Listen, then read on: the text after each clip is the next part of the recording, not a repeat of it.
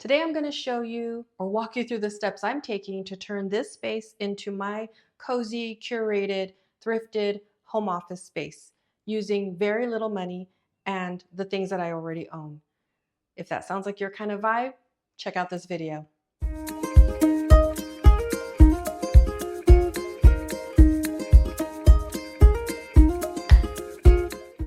Welcome back.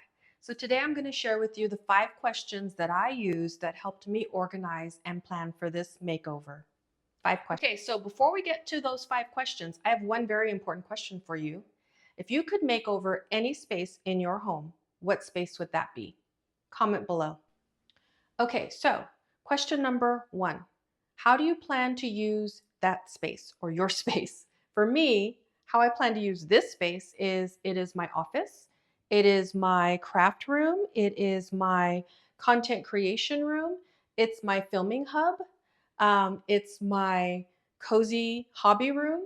Sometimes it may even serve as a guest room if someone, needs to spend the night, um, or if I want to take a nap during the workday. That's what this room is going to be used for. So the first question you ask yourself is, how will your space or your room be used? Okay, question number 2.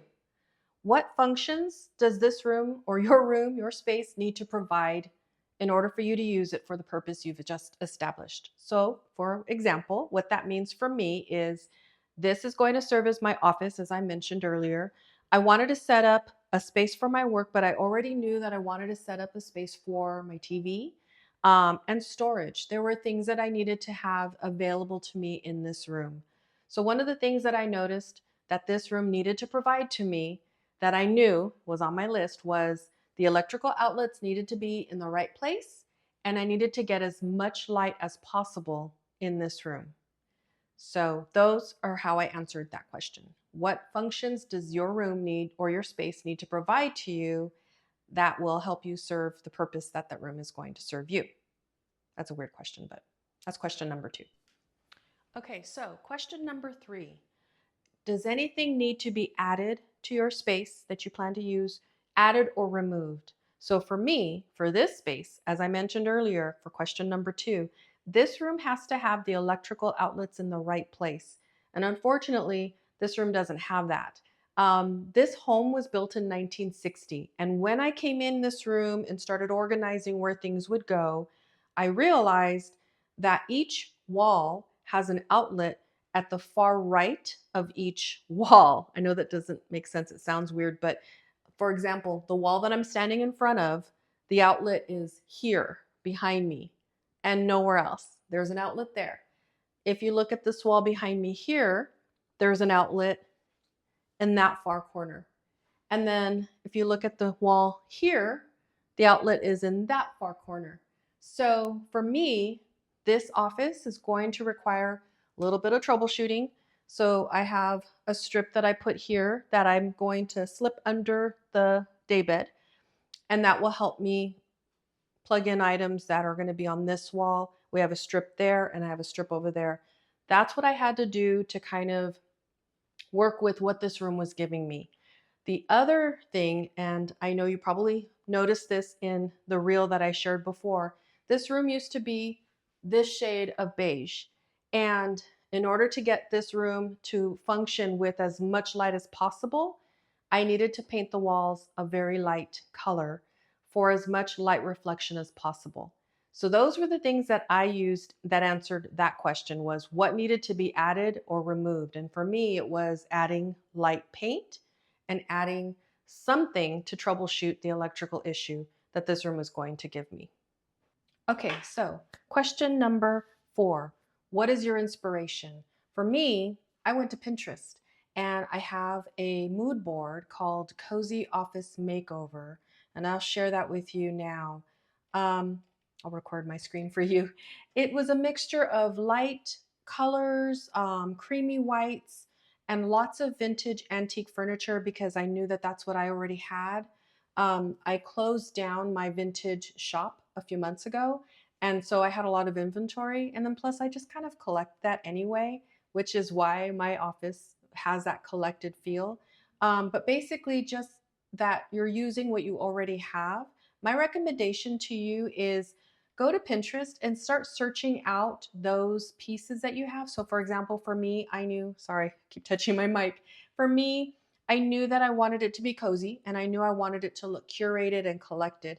So I just started searching cozy office makeover or cozy makeover. For you, if you're in a rented space, for example, and you're limited to whatever color of wall or trim that you have, start searching for that. Start searching for the rooms or the design that includes those features. So for example, if you are in a beige room, for example, then start searching out beige rooms, beige home decor. I would recommend looking up cozy because you're going to find a lot of inspiration for that. I think in the past, I know I rented a lot of units, a lot of homes in my past, and sometimes those rooms were white. And I know it kind of makes you feel sad. You wish that you could do something different with them. Sometimes you can get permission to paint. But I'm telling you, if they're white, it's okay. You're going to be fine because white is the best backdrop for a collected look. So don't feel bad about that. So my mood board is here on Pinterest. It has all of the lights and wood tones and creamy whites and vintage feel. And I encourage you, find me on Facebook. Well, find me on Facebook, but find me on Pinterest and take a look at my mood board there. Okay, question number 5. Do you already own pieces or things that you can put in your new space, things you can incorporate that you already have? That will save you a lot of money. So for me, I didn't spend anything on furniture. I used all the pieces that I already had.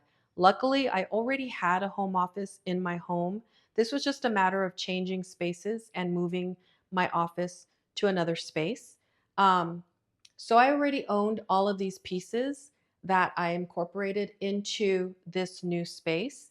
As you can see, this mattress I had in storage. So I'm doing a baking soda wash on this. So I'm going to vacuum that up in a little bit. But really, everything I used here were things that I already owned that I just pulled into this space. I'll leave a link below in the comments and the description to my blog that will walk you through all of the steps I took to make over this space, including the color that I chose for the wall. That will be there. I'm hoping to get a color match for the color we already had in this home. I don't have that. That was from the previous homeowner, but it's a color I really like. I really do like it, and it's throughout the rest of the house. So if I can get a match for that, I will share that with you in the same blog post. Next on this channel, I'm going to keep working on this space. I'm going to find a place for a gallery wall. I have some items that I'm purchasing. I'm looking for a rug to bring in here. I might even bring in a small work area, like a table, for those crafts and hobbies that I work on that are smaller scale. So there's still some work to do in this space. So I'm going to share that with you on the next upcoming videos. And weather permitting, I'm hoping we get some fall weather soon because I have plans to go up to the mountain and do some apple picking and maybe go to the pumpkin patch. I live close to the San Bernardino Mountains and I'm ready and waiting to get up there. We have gone through some major events out here. We made it through the line fire that took over our mountains a few weeks ago. Thank goodness we're all safe. And I can't wait to get out there and show you guys all of the fall fun and activities that is to be had out here in San Bernardino County. Don't forget, if you like this video, let me have a thumbs up.